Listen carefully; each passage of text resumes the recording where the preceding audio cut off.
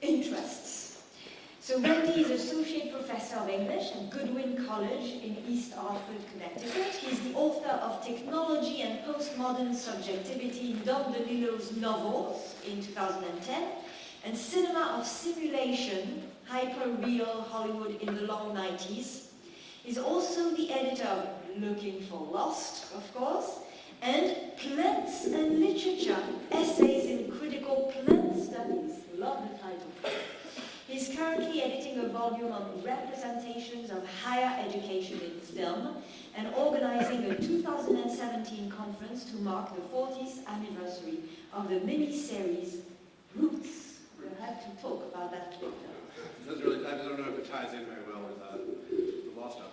Also, you also forgot to mention that I'm speaking in English for the talk, so hopefully that is not too much of a problem.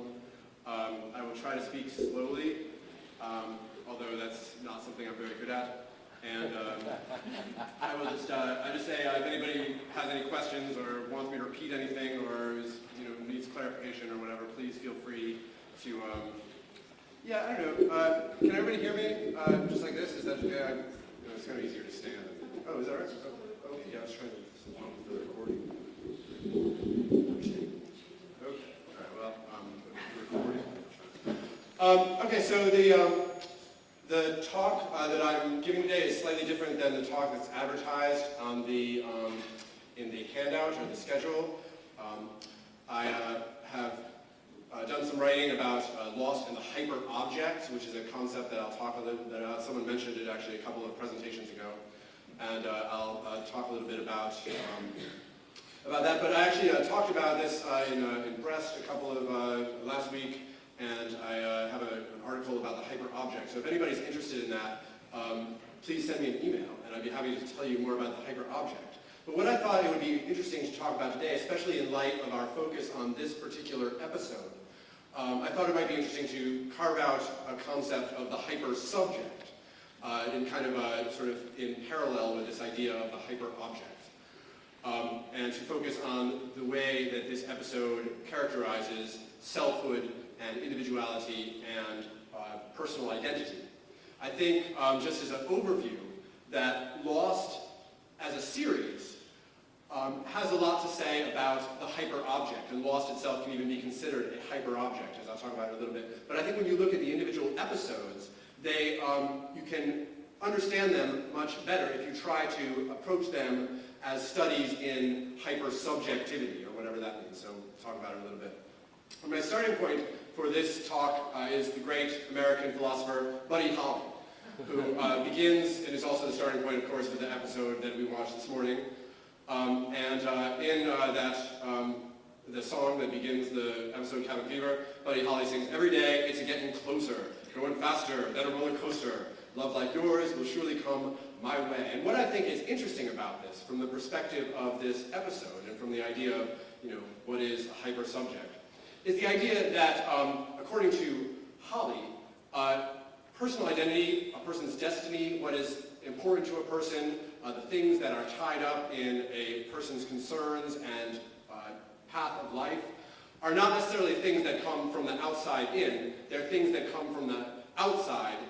They're not things that come from the inside out. They're things that come from the outside in. So Buddy Holly begins this episode with this idea of destiny kind of barreling down on you. Like a roller coaster, and you don't really know what it is out there. You have some dim perception that destiny is coming toward you, or that your life is barreling down on you. But of course, you don't really know, Buddy Holly doesn't know, John Locke doesn't know what exactly is going to come. And this is, of course, his personality. His personality is very tightly woven up in this idea of things beyond his ken, things that he's not in direct control of, but nevertheless are intersecting with who he is as a human being. And so this is actually Buddy Holly's observation about the nature of human life is actually kind of at odds with the view of life put forward by the English philosopher John Locke, who of course has a very different conception of selfhood and identity as something that begins on the inside and moves outward into the world around it. Specifically, John Locke, the philosopher, describes selfhood as that conscious thinking thing, which is sensible or conscious of pleasure and pain, capable of happiness or misery, and so is concerned for itself as far as that consciousness extends. And so for John Locke and Hobbes and Descartes, and I think for many of the Enlightenment philosophers who have shaped our commonsensical ideas about human subjectivity is something that begins somewhere like in the solar plexus or in the heart or the brain of an individual human being and moves outward into the world, whether you're talking about, like I say, the classical conception of human being, or from a Freudian perspective, you're going out and cathecting objects, or, and of course, just from what we think of every day as our human lives. We define projects, we move toward them, we try to shape our lives according to our inner dreams and desires. And to me, this is kind of like the Enlightenment conception of the Vitruvian man, a self-centered cosmos that's kind of symmetrical and centered on the individual, and in the case of Da Vinci's famous drawing, enclosed in various geometrical shapes.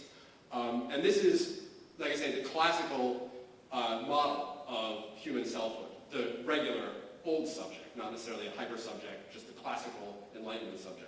And so John Locke's story, specifically in this episode, Cabin Fever, can really be thought of as kind of a conflict between the philosopher John Locke's idea and the character John Locke's idea of selfhood, which is basically, don't tell me what I can't do. I'm in control of my life. I'm going to define my projects and move toward them and achieve them based on my own inward concept of who I am and what I want, versus the Buddy Hollyan perspective, the perspective that suggests that the world, the important things that are going to happen to me are somehow out there and are coming in toward me.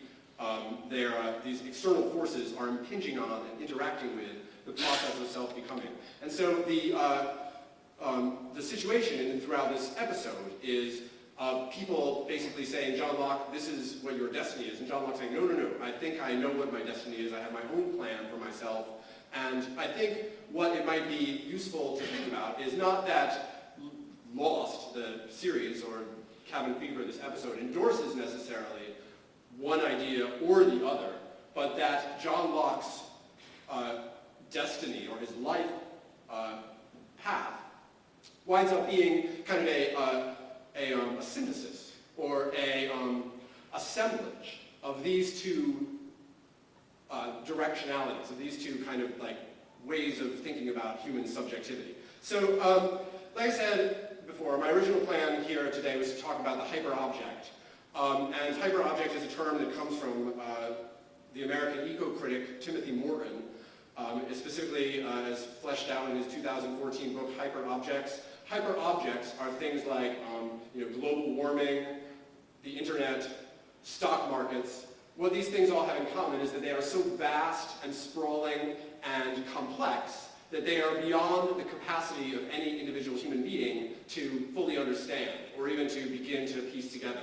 They're so interwoven and internested. They have complex parts that are all come together, and they have specific chaotic patterns that are invisible to any individual human being or even to any collaborative enterprise of human beings. Laist, the show, and the island of Laist specifically, can really be considered as a hyper-object. An object, as Morton describes it, which is characterized by inscrutability, meaning that people don't really know what it is, and yet they have to somehow negotiate this uncertainty. Interconnectedness, that all these different parts, all the different episodes, all the different characters, all the different things that happen on the island, all the different things that happen in the series are interconnected in ways that are, again, too complex for any of the individual characters to understand, and probably even too complex, really, for the writers to understand, or for us to understand. They're just not, they don't have any reference to individual epistemology. They just occur, and people need to do their best to figure out what they do. And of course, as such, they confront individuals with the limits of what is epistemologically possible. These individuals in the shadow of a hyperobject have to figure out how to deal or how to cope with a world where they simply cannot know what is going on around them. And again, we think of global warming or the stock market as classic examples of things that are very intimately related to who we are and are very closely connected to our, what's possible in our future, and even to who we are as human beings, as individual, subjects, and yet which are, like I say, fundamentally unknowable. So there's this kind of like deep unknownness in the heart of the subject. And so this brings me to an important aspect of the hyperobject, but what I want to talk about in terms of the perspective of an individual subject is that that living in the orbit, within the orbit of a hyperobject, has this reconfiguring effect on one's own self-understanding. That in order to understand what we are as people, we have to kind of grasp or somehow deal with the all of these unknowns that are barreling down on us, like Buddy Holly says they are. We have to maybe expand or reconfigure our sense of what a subject is so that it can include things that we traditionally think of as things that are outside us, that they're outside that Vitruvian man bubble. They're things that most classical humanists would consider as something other than the subject. So what kinds of influences impinge upon the hyper-subject? Well, for one thing, the hyper-subject is something that includes influences that come into the subject from the past, the distant past, the past even before an individual was born. Of course, there are many ways that we can imagine how living in the age of global warming and in an age of the internet and an age of global terror and of all these other kind of hyper-objects that we are surrounded by all the time, we come into the world with a close relationship with these things, and yet it's a relationship that we don't really know. And in the episode, Buddy Holly sings, "Every day it's getting closer," and what it turns out is getting closer is the car that hits Locke's mom, that rams into him, and that's that destiny that she got no idea was out there, but is getting closer, and she runs out, for one reason, to go off and meet the father of her baby, but destiny has a completely different idea for her, that she's going to get hit by a car and give premature birth. And of course, that is a destiny that impinges on Locke himself too. Even before he's born, all these things are happening in his life that, if we're to really understand who Locke is, we have to factor in these variables that are not within the envelope of Locke's skin, or even within the time frame demarcated by his own life. That there are these things that come in from before he was born, his prenatal existence. And again, of course, if you think of our genetic heritage or whatever, this is something that that is something that we're completely not in control of, and something that we is outside of us, and yet is clearly very important to who we are. And of course, this goes back even further in this episode. This kind of takes it to another uncanny register when Richard Alpert comes in with all these objects and plays this Dalai Lama game with John Locke and says, which one of these objects already belong to you? Which of these objects are somehow related to, the show never, I don't think, explains exactly what he's talking about, but there's this sense that John Locke's destiny precedes his own life, that it's out there somehow getting closer to him, and even when he's born, these objects have a deeply personal relationship with him, even though he's never seen them. And this is the case, of course, where Locke chooses one object, I think the knife, I guess, and Richard Alpert says, oh no, that implies at least that he's made the wrong choice. And we're left as viewers thinking oh, well, maybe Locke thinks he knows what he wants, or maybe Locke thinks that he knows what kind of person he is, but actually he's wrong, that the truth of his identity is bound up in these mysterious objects that he's never seen before, but which Richard Alpert somehow, because he's a mastermind or whatever, knows that he's that are really what his life is all about. We think of dreams as being, in the classical Freudian manner, as something that we kind of own. Even though they're unconscious, they're like ours. They come out from within our own personal space, our own personal subconscious or whatever. But Locke's dreams are not like that. Locke's dreams have this other person who comes into his dream. Locke's dream is not a dream in the Freudian sense. It's a hypersubjective dream, I would say. It's a dream that incorporates elements that are outside of Locke as he would traditionally be understood from a Freudian or classical Enlightenment standpoint. Horace is able to tell Locke things in his dream that Locke, of course, would have no way of knowing, even on a subconscious level. And I think this is very interesting about dreams in general, that, as uncanny and as strange as they are, we're kind of taught to think that they're ours. We have like a secular idea about where dreams come from. But I think when we think about how dreams are embedded in a semantic texture that is far vaster than our own individual lives, in a way, there's a sense in which we do dream other people's lives and thoughts and narratives without even necessarily being aware of it. And I think Horace in this situation very much clearly demonstrates that. This is this thing about the thing about perception, seeing the cabin. Locke and Hurley can see the cabin. Why can they see the cabin? Well, it's nothing that Locke did that gave him the power to see the cabin. It happens kind of in spite of him, as visions frequently do in literature and myth. That the visions come to him from without, and yet, like I say, they're not. We can't understand who Locke is or what Locke is without taking into account this sense that his visions are part of him, even though they're not really him. I think about affinities and aptitudes, things that we're good at, things that we lean toward, things that we tend to like without necessarily even realizing it or understanding why. In the case of John Locke, in this episode, he's told that he's really good at backgammon, Richard points out. Even though, and we know as viewers of the show that that's significant for some reason, that it has to do with the game of Senate, it has to do with the theme of black and white. But again, it's not for any reason that Locke, especially 8-year-old Locke or whatever, would have any way of understanding.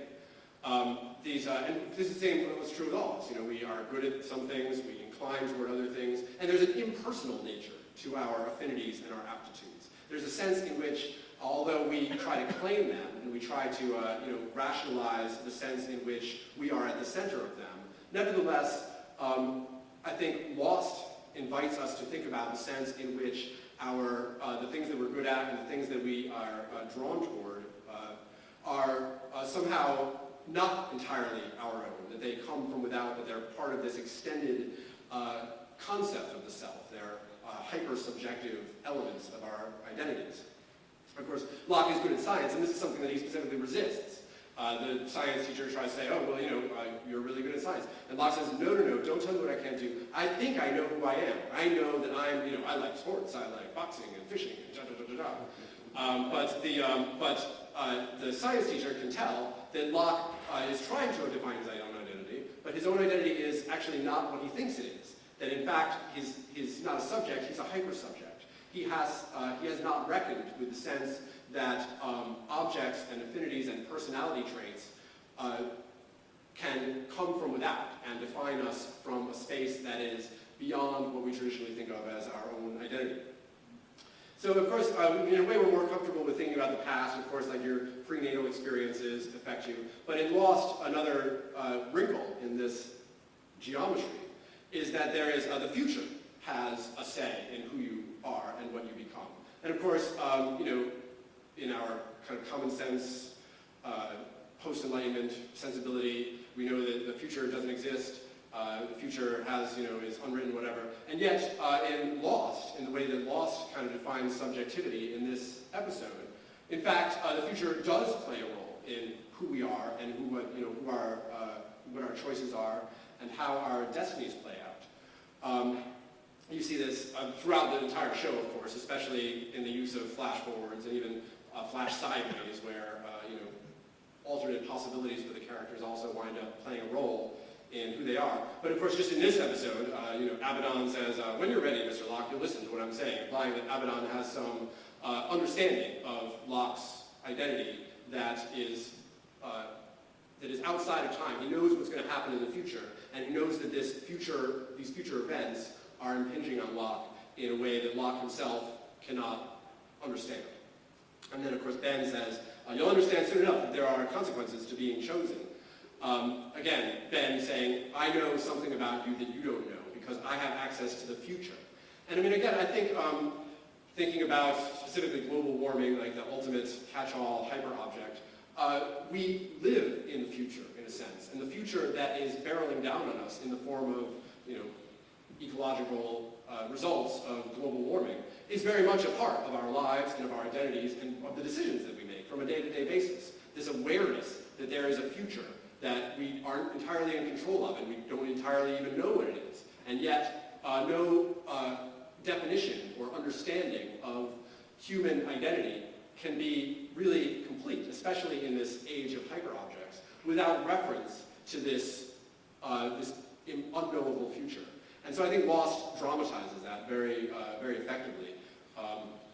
The way that all these different extra-personal aspects weave together to create a human being. And another important one throughout the entire show is interpersonal relationships. Of course, in this episode, you see Locke alongside Ben and Hurley for most of the episode, and their relationship. Locke's decisions and his life is very closely related to his relationship with Ben as this person that he's kind of becoming the spiritual successor for, and his relationship with Hurley as someone who he's kind of, he's developed this affinity for, and he's, developed a loyalty with Hurley and the other castaways. That's, I think, really what Lost is all about, is a sense that our individual destinies are not individual destinies. They are closely related to collective enterprises and to our relationships with friends, people that we are thrown together with for whatever reason, enemies, family members, so to understand any individual lost character, it's necessary to understand how they are linked into this web of complex interactions.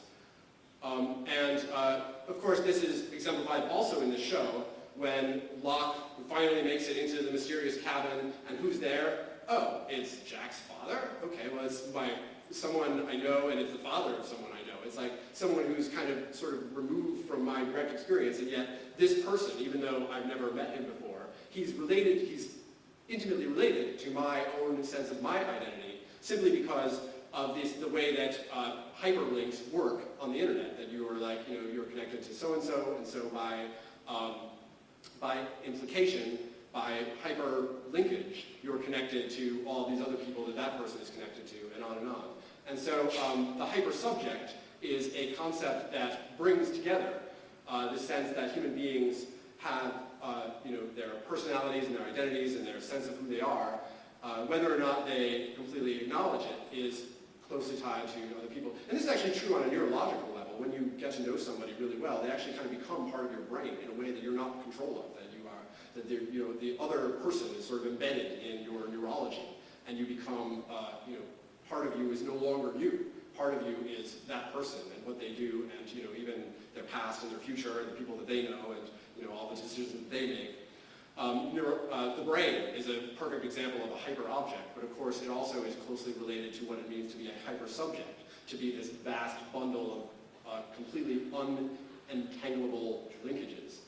Unentangleable linkages, links that are so closely interwoven that no one can understand, no one can ever possibly understand the entire picture, and one piece can never be understood without reference to the whole. That's, I think, the model of psychology in Lost. And, of course, history, geography, other factors that from a classical Enlightenment standpoint would be thought of like, as human beings like occupy space. They're subjects in a landscape. That's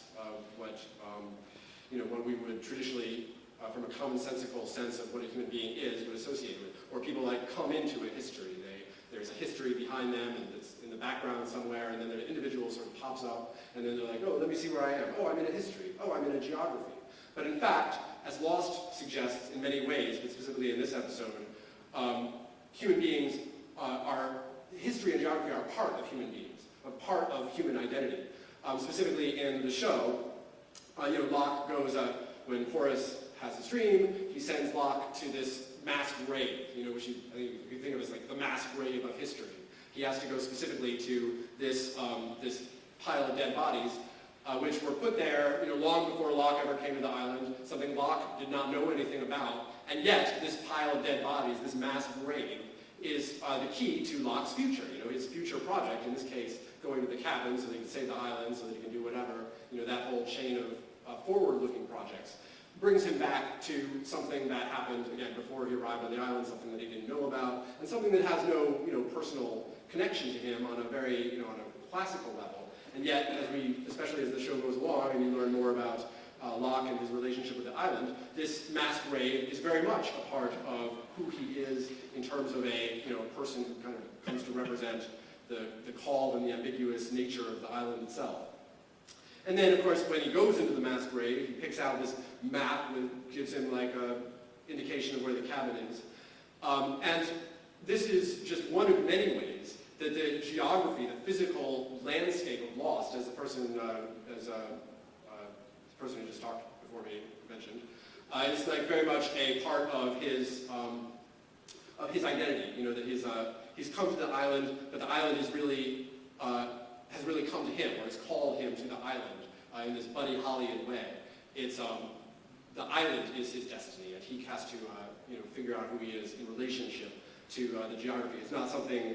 It's not a place that he simply inhabits. It's a place that informs who he is, and that actually constructs, and in a way already has constructed the nature of who he is. And again, I think the parallels to life in the age of hyperobjects, like global warming and the internet and financial markets and things like that, are obvious. That in order to really understand any individual human being in our society, we have to understand their enmeshment in in the media and ecological practices, in a specific cultural frame of references, and all this kind of thing.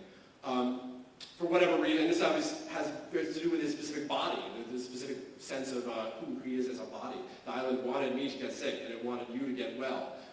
For Ben and Locke, and in different ways the other characters in the island, their physical well-being is tied up in this uncanny way with their relationship and their interrelationship with the physical space that they inhabit.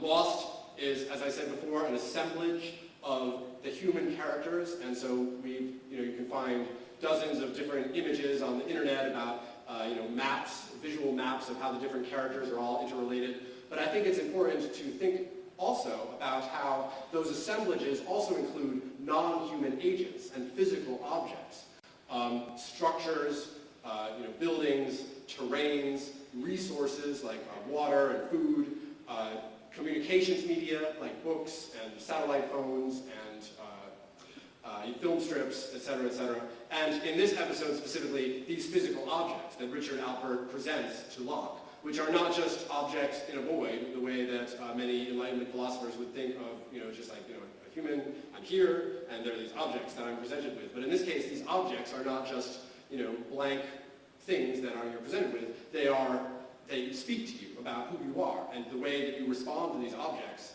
is actually a dialogue with the object rather than simply a projection of selfhood onto a blank surface. This is all, and I think the big picture of the whole thing is that when we try to wrap our brains around this idea that human beings are not classical subjects with projects moving into their future and carving out a life for themselves, but are actually hyper subjects that are involved in these webs of mystery and intrigue and connections, then the actual geography or the telemetry of life itself is involved in inscrutability, and rather than moving from point A to point B toward what you want, as most of us think of human life as being, rather you're seduced into the inscrutability. In the same way that Locke is seduced into the hatch. As soon as they know there's a hatch, they have to go into the hatch. It's an open space, and open space calls for human beings to try to find out what's in there. It calls to something sub-rational, something even impersonal. It's just a momentum, a physical urge to go and explore that hole and to look and see what's inside. And the cabin is the same kind of thing. It's like as soon as they know there's a cabin, and as soon as the viewers in the show know there's some mysterious cabin, then it's impingent upon the cast to go and explore it and to find it and to get into it and to figure out what's going on with the cabin. And that's the whole pattern of Lost itself as a show.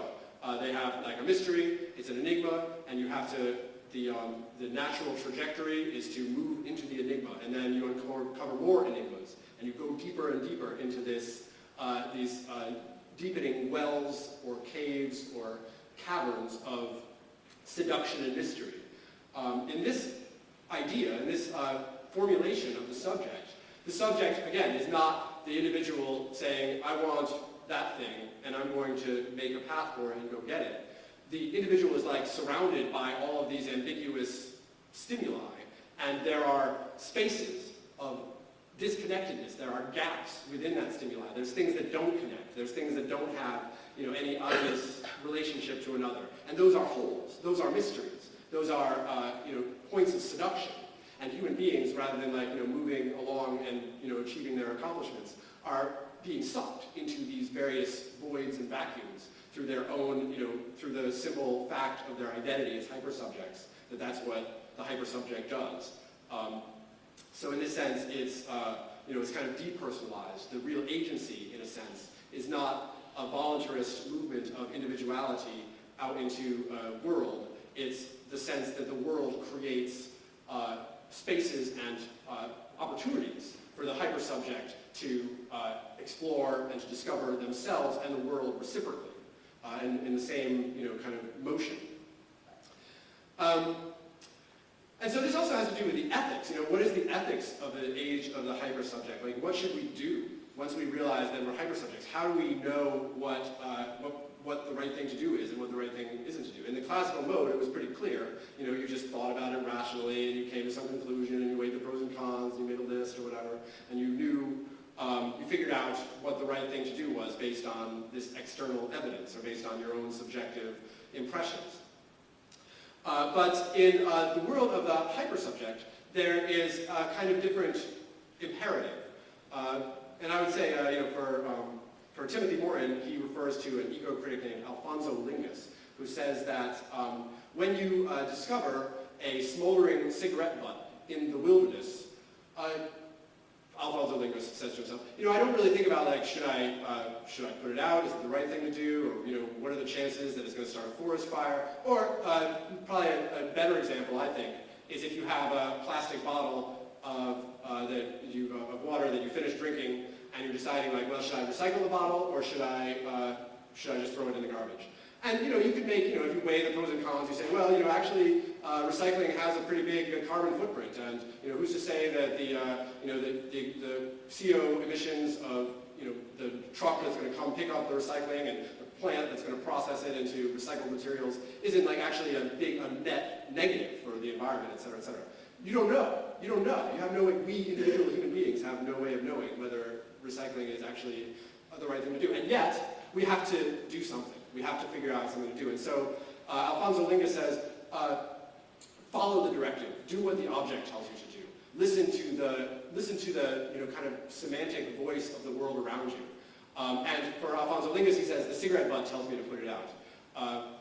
We might say that the bottle itself tells me to recycle it, or the entire semantic structure that the bottle is part of says, even if it's not, even if it doesn't help to address global warming in any way at all, or even if it actually is a net negative for global warming, recycle the bottle. It's the thing to do. It's unrational. It's not related to any human project. It's just what you have to do. So to me in Lost, this is the ethical model in Lost, that people obey the directives or the imperatives that are mutely assigned by the objects around them or by the situations that they find themselves in. Desmond has to push the button. He has to push the button to save the world. Why do you have to push the button to save the world? What's the meaning of that? It doesn't, who knows? Desmond doesn't know. I think the writers don't know. We've seen all the episodes and we still don't know. But he has to push the button, and he's committed to the project of pushing the button. Not for any rational reason, but simply because that's the directive. At the final episode, Locke has to cork the cork in the bottom of the heart of the island. Why? What's the meaning of it? What does it have to do with anything? No one knows. The writers don't know. We don't know. Jack doesn't know. But yet he has to do something. He has to do it because it's the thing to do, and he wants to do the right thing. So he's going to So he's going to follow the directive. And I think very much you have the same situation here with Locke, where as Christian says to him when he first gets here, do you have any idea why you're here? Well, because I was chosen to be, whatever that means. And he doesn't really know if he was chosen to be or what the meaning of that is or why he was chosen or what he's chosen to do. And yet, he realizes because of the context, because of the directive that he's enmeshed within, that his thing is he has to save the island. So that's what he does, without any reference to a higher, or classical sense of ethical imperatives and rights and wrongs. And the next thing about this episode is that it actually presents us with the counterexample of the hyper-subject, what we might call the hypo-subject. Someone who has no relationship to anyone else, someone who has a very specific objective and who goes to achieve it, someone who is completely a mercenary, as he is. He's basically a fascist who's willing to, kill anybody or blow anything up or, actually turn himself into this force of annihilation, simply for the purpose of achieving whatever his objective is. And this is the classical model of human reality. It's maybe like John Locke would be quicker to recognize. The philosopher John Locke would recognize. Here's someone who is like, he knows what he's about, and he knows how to get it, and he doesn't deal with any of this, fodderall about he's interconnected with objects and landscapes and histories and geographies or whatever. He just, I know what I'm going to get, and anything that is outside of that or anything that comes in the way of that project is decimated or shot or blown up or annihilated or whatever. Of course, Akimi never gets a flashback. He couldn't have flashbacks. He's an other in that sense, as someone said just in the last presentation. He doesn't have any loyalty or sense that he extends beyond himself. He's just, and of course he's got this, physical stature that kind of, I think, represents that, his own, physical self-autonomy, his own, independence as a physical organism is something that is completely different from the sort of broken, wounded, empty, searching, lost individuals that are our heroes in the show.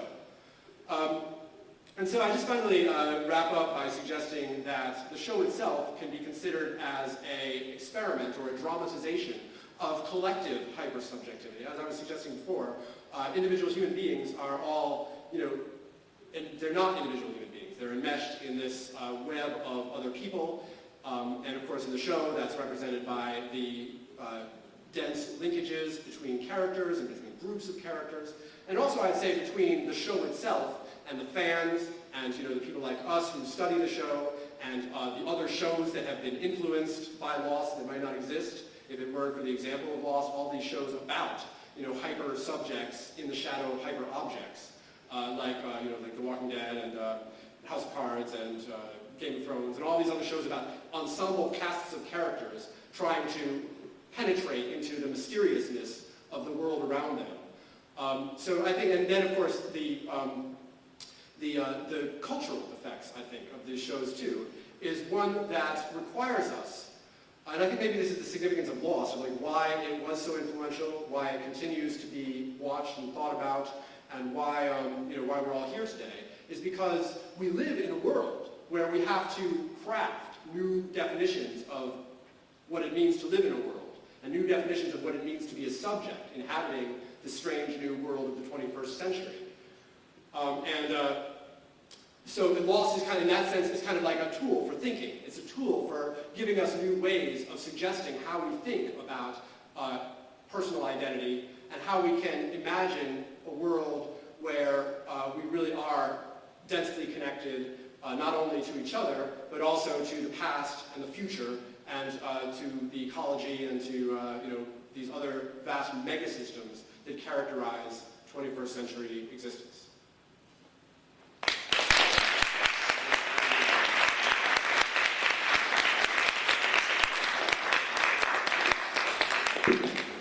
Thank you, Ben. It was such a fascinating and intelligent talk. Oh, I was going to suggest that now we have to name all the cast. It's an Easter egg. You have to go back and watch the video and pause it so problem. you can watch it again and again. It gives you an incentive to rewatch. Are there questions, remarks? This is Thank you, Randy. I think I have an advantage because I heard your talk in Laist last week, which was specifically on the hyperobject. So I guess I have a wider perspective and have the benefit of understanding better maybe what you've been talking about today. I would like to come back more specifically to what you mentioned at the end, because I think this notion of collective hypersubjectivity was very interesting, especially if we remember what we've been talking about also so far. Earlier in the day, we were wondering about the political dimension of Lost. So do you think that may be contrary to the leftovers, which I personally think is very political and sort of proves the contrary, that is, that it's very difficult to rebuild this collective entity? Do you think that Lost then we might find a political dimension in Lost in this reflection on the collective hypersubjectivity? Yeah, well, I think very much so. I mean, not only in the sort of in the practical sense. Obviously, the famous quotation from the season 1 is "Live together, die alone," and I think that's on one hand that's kind of like a sort of a cheesy way of describing this idea that we're all like kind of connected. But at the same time, I think that it also suggests something on kind of an ontological level, that in order to understand who we are in the first place, it's necessary to start off not with the individual, but with the collective, especially in, I think, philosophy tracks along with political sensibilities.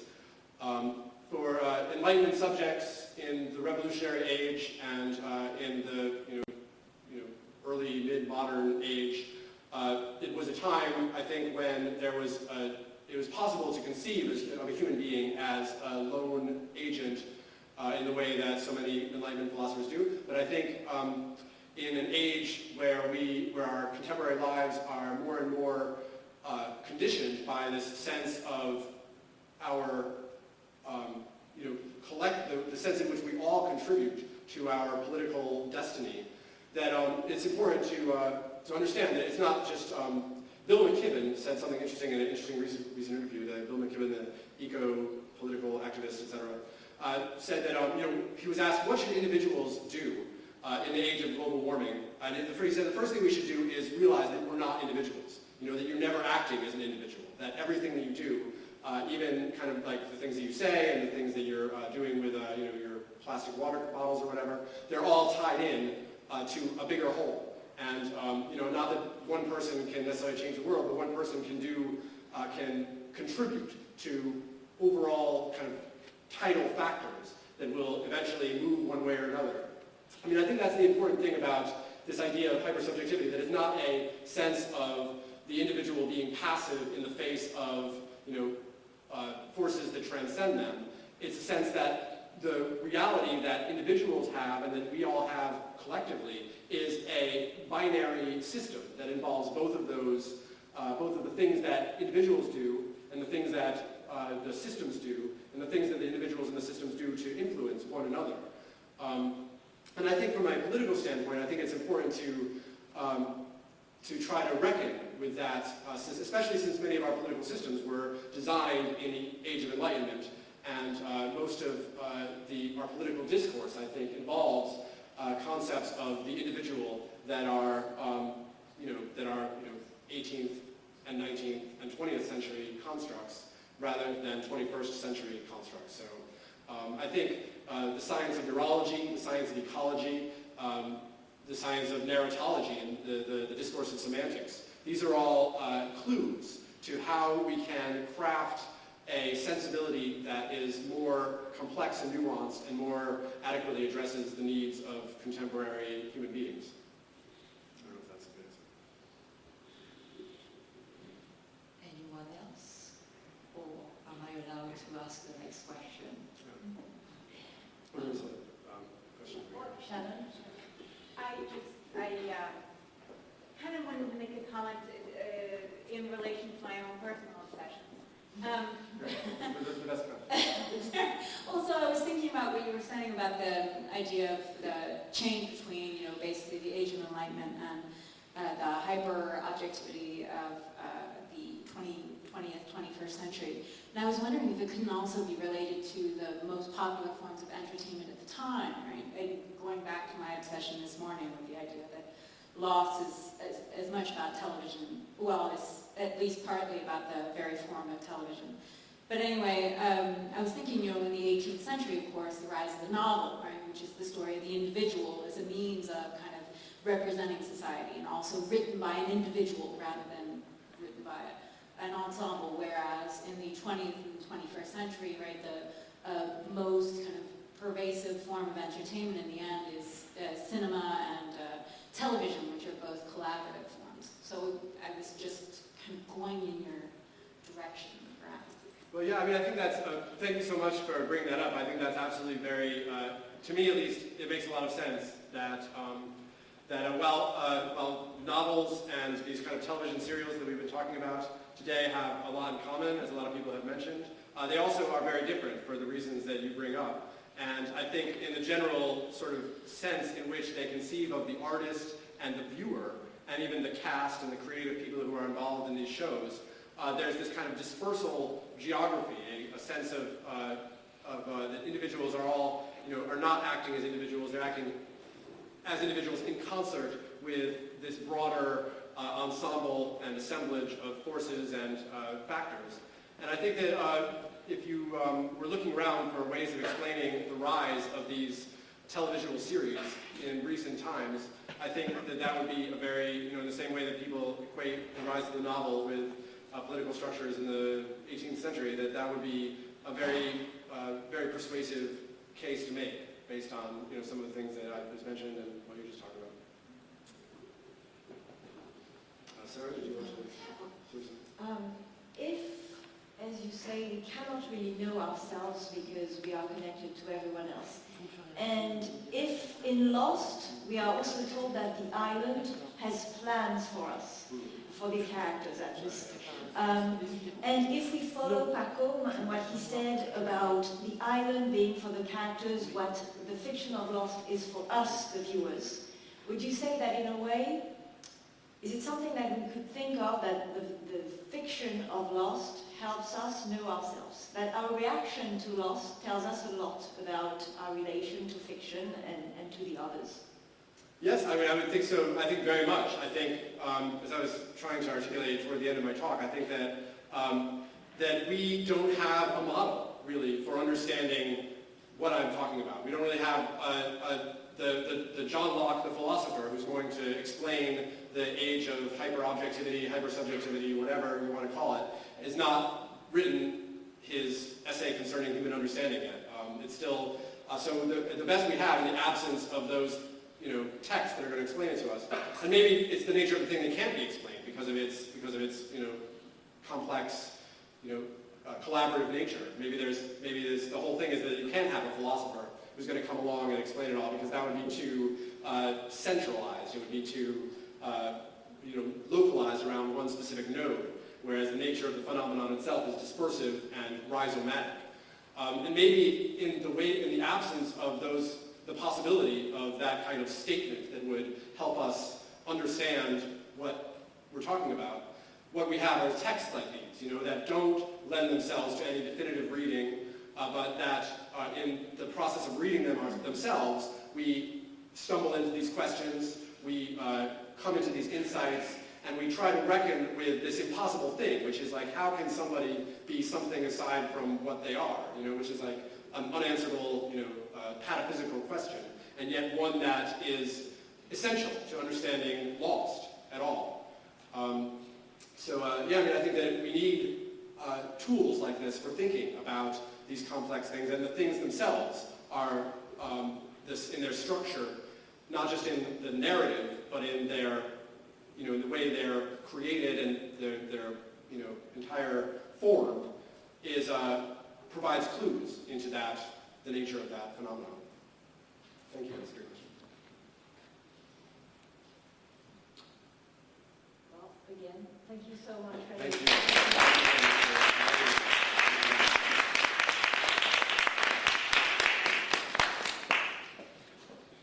Je crois qu'il est temps d'accueillir le génie des génies. Ah, Et oui, la brochette arrête continue. ça. Pas comme tellement. tellement. Alors, j'adore parce que de toutes les biographies, de toutes les notices bio, la notice de Paco est la seule qui mentionne son année de naissance.